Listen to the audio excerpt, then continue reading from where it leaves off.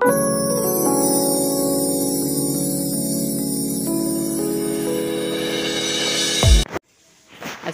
আলাইকুম ভিউয়ার্স, আপনারা সবাই কেমন আছেন? আশা করি যে যেখান থেকে আমার ভিডিওটা দেখছেন সবাই ভালো আছেন। আমরাও আলহামদুলিল্লাহ আল্লাহর অশেষ রহমতে অনেক ভালো আছি। তো আজকে আপনাদের মাঝে নিয়ে আসলাম একটা রেসিপি, সেটা হলো চিকেন বিরিয়ানি। তো রেডিমেড বিরিয়ানি মশলা দিয়ে আজকে আপনাদের মাঝে শেয়ার করব আমি বিরিয়ানি রেসিপিটা। তো আজকের রেসিপিটা খুব সহজভাবে আপনাদের মাঝে শেয়ার করতে যাচ্ছি। তো আমি কিভাবে সহজ রেসিপিটা আপনাদের মাঝে শেয়ার করছি দেখুন। তো দেখতে পাচ্ছেন এখানে হচ্ছে আমি পাতিলে নিয়েছি, পাতিলে তেল দিয়ে দিয়েছিলাম। তো এখন হচ্ছে 1 কাপের চেয়ে বেশি পেঁয়াজ কুচি দিয়ে দিয়েছি, আর দিয়ে দিয়েছি আমি গোটা মশলা। তো এখানে হচ্ছে দারচিনি, এলাচ, তেজপাতা, লবঙ্গ এগুলো দিয়ে দিয়েছি। তো এখন হচ্ছে একটু নেড়ে চেড়ে নিচ্ছি।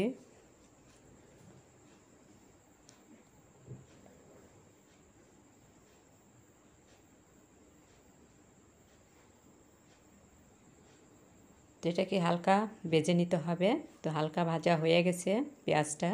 এখন হচ্ছে দিয়ে দিয়েছি আমি আদা রসুনের পেস্ট এখানে, আর দিয়ে দিলাম জিরা বাটা। তো এগুলোকে আমি শিলপাটায় বেটে নিয়েছি। এখন হচ্ছে আমি রেডিমেড বিরিয়ানি মশলাটা দিয়ে দিয়েছি। তো আমি কিন্তু 1 প্যাকেট মশলা পুরোটাই দেই নেই, কারণ হচ্ছে আমি 1 প্যাকেট মশলা থেকে অর্ধেক পরিমাণ মশলা দিয়েছি এখানে, আর দিয়েছি লবণ স্বাদ মতো, আর হচ্ছে মরিচের গুঁড়ো। তো এই মশলাটাকে খুব সুন্দর করে কষিয়ে নিতে হবে।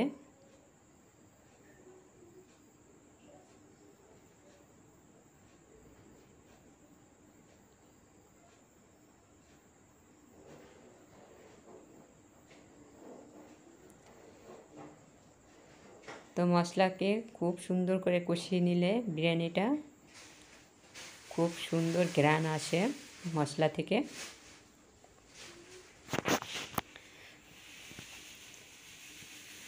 তো এভাবে করে মশলাটাকে কষিয়ে নিতে হবে। আর এখানে হচ্ছে আমি এ পর্যায়ে এসে দিয়ে দিয়েছি বাদাম বাটা। তো মশলাটাকে একটু আদা রসুনের পেস্টটাকে একটু ভাজতে হবে। তো ভাজার পরে হচ্ছে বাদামের পেস্টটা দিতে হবে। তারপর হচ্ছে কিছুক্ষণ আবার নেড়ে চেড়ে নিতে হবে, একসাথে সব মশলা কষিয়ে নিতে হবে। তো এখানে নিয়েছি আমি চিকেন, দেখুন। তো চিকেনটাকে আমি একটু ছোট ছোট করে টুকরো করে নিয়েছি। তো এখন হচ্ছে চিকেনটাকে দিয়ে দেব এখানে।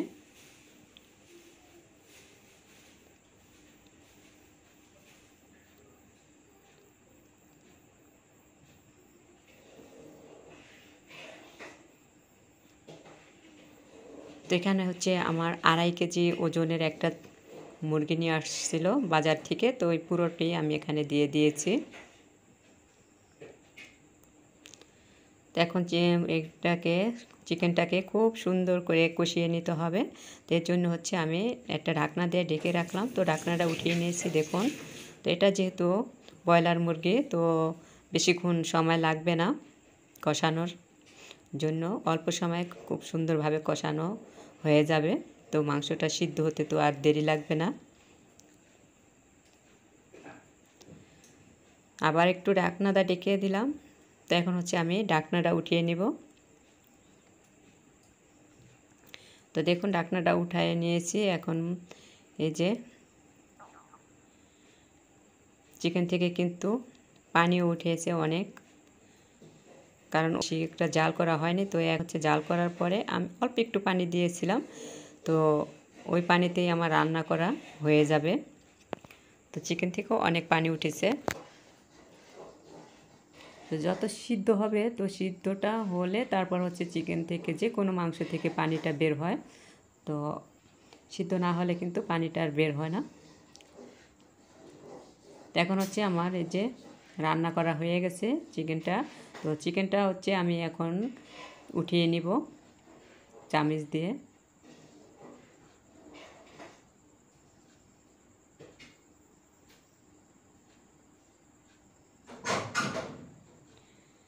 তো চামচ দিয়ে সবগুলো চিকেন উঠিয়ে নিয়েছি, দেখুন।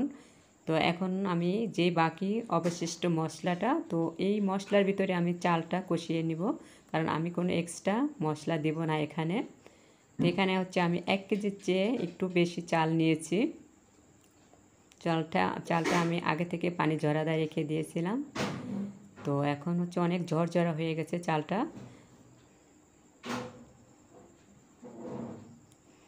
তো চালটা আমি এই মশলার সাথে খুব সুন্দর করে ভেজে নিব।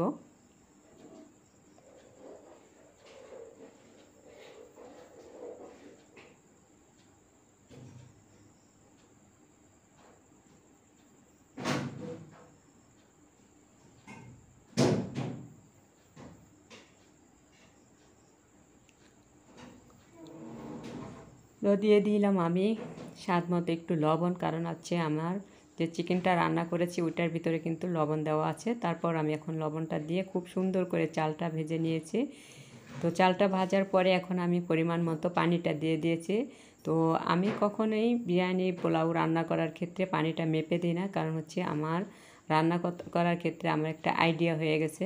তারপর আমার একটা টিপস আছে, তো এই টিপসটা আপনাদেরকে আমি শিখিয়ে দিব। আমি প্রত্যেকটা রান্না করার সময় আমি টিপসটা শিখিয়ে দিই, কারণ আজকে যারা আমার ভিডিওটা দেখছেন তারা হয়তো বা অন্য ভিডিওটা আমার দেখেননি, এর জন্য। তো দেখুন আমি পানিটা দিয়ে দিয়েছি। তো এখন হচ্ছে এই যে কড়টা, এই কড়টা মেপে এভাবে দেখতে হবে পানিটা পারফেক্ট হয়েছে কিনা। তো আপনি যে কয়েক কেজি পোলাও রান্না করেন না কেন, এভাবে 1 কড় পরিমাণ পানি যদি দেখেন চালের উপর দেওয়া হয়ে গেছে, তাহলে বুঝবেন পানিটা পারফেক্ট দেওয়া হয়ে গেছে। তো দেখুন আমি কিন্তু আন্দাজ মতো পানিটা দিয়ে দিয়েছি। তো কড়টা মেপে আপনাদেরকে দেখালাম পারফেক্টভাবে পানিটা দেওয়া হয়ে গেছে। তো দিয়ে দিয়েছি আমি কিছু কাঁচামরিচটা দেওয়ার পরে আমি পানিটা বলক চলে আসছে। তো এই পর্যায়ে এসে আমি চিকেনগুলো দিয়ে দিয়েছি।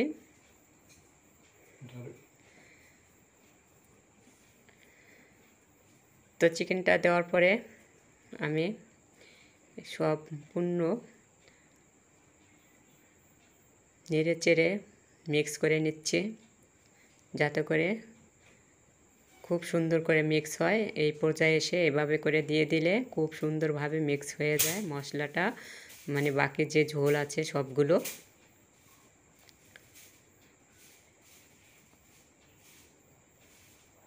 তো এভাবে নেড়ে চেড়ে আমি একটা ঢাকনা দিয়ে ঢেকে রাখলাম। তো কিছুক্ষণ পর ঢাকনাটা উঠিয়ে নিয়েছি, দেখুন পানিটা কিন্তু অনেকটাই টেনে গেছে। এখন আবার একটু নেড়ে চেড়ে আমি দমে দিয়ে রাখবো।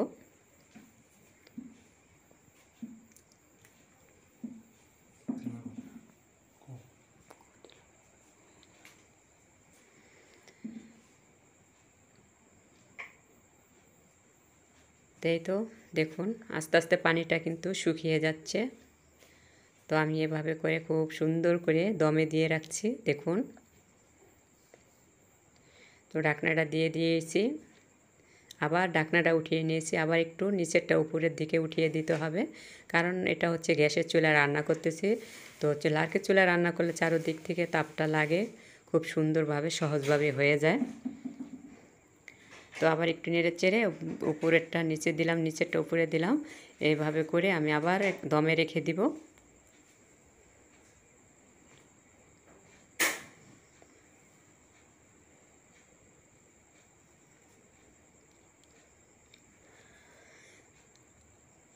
তো ঢাকনা দিয়ে ঢেকে রাখলাম। এই যে দেখুন আমি দমে দিয়ে দিয়েছিলাম, আর উপর দিয়ে কিছু বেরেস্তা ছিটিয়ে দিয়ে দিয়েছিলাম।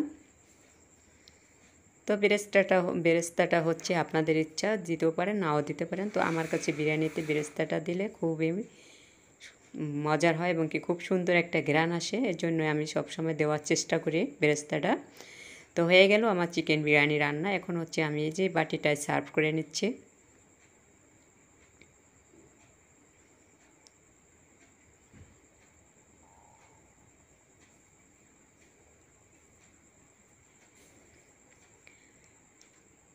তো ওই যে চুলা থেকে আমি সার্ভ করে নিয়েছি বিরিয়ানিটা, দেখুন। তো আমার কাছে যা আছে তাই দিয়ে আমি সার্ভ করে নিয়েছি। তো এখানে হচ্ছে এই বিরিয়ানিটার জন্য পারফেক্ট লেবু, শসা, পেঁয়াজ, তো এটাই আমার কাছে ছিল, এটাই আমার কাছে খেতে ভালো লাগে, এটা দিয়ে আমি সার্ভ করে নিয়েছি। তো আজকে